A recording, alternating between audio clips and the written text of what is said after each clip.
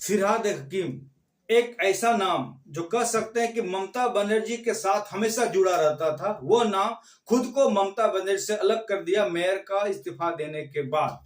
आप समझ सकते हैं कि यही फिरहाद हकीम, कोई ऐसी सभा नहीं थी जिस सभा में यह नहीं कहता था कि ममता बनर्जी का पोस्टर पीछे लगा हुआ है इसीलिए हमारा वजूद है। ममता के बिना टीएमसी का क्या, फिरहाद हकीम का कोई वजूद नहीं है। आज वही फिरहाद हकीम ममता बनर्जी को ऐसे मुश्किल घड़ी में, ममता बनर्जी के जीवन का सबसे मुश्किलात घड़ी है, सबसे मत कह सकते सबसे बुरा समय। इतना बुरा समय ममता बनर्जी को सीपीएम के समय लड़ने से नहीं थी जितना बीजेपी से हारने में हुई है।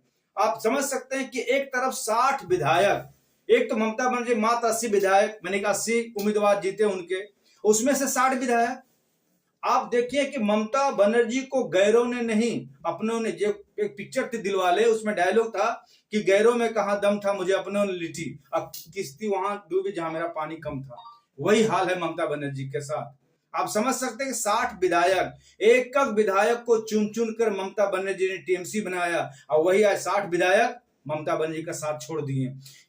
ये बात बहुत पुरानी है कि पॉलिटिकल में कुछ परमानेंट नहीं होता, ये बिल्कुल साबित कर दिया गया है। और विधायक इतने महत्वाकांक्षी और स्वार्थी हैं, उनके लिए ये मायने नहीं रखता है कि जिस व्यक्ति के नाम पर हमने इलेक्शन जीता, एक मामूली नेता से विधायक बना, आज उस ममता बनर्जी को आपने एक पल में छोड़ दिया और अपना अलग गुट बना लिए।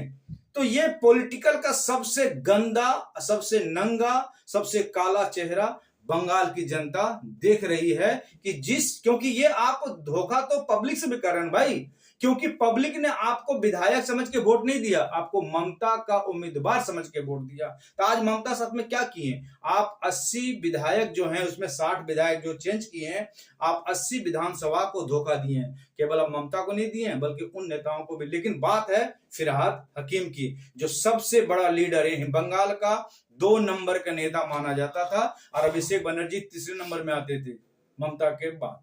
तो अब देख सकते हैं ये बंगाल का चरित्र रहा है कि कुछ भी हमें यहाँ परमानेंट नहीं रहा है।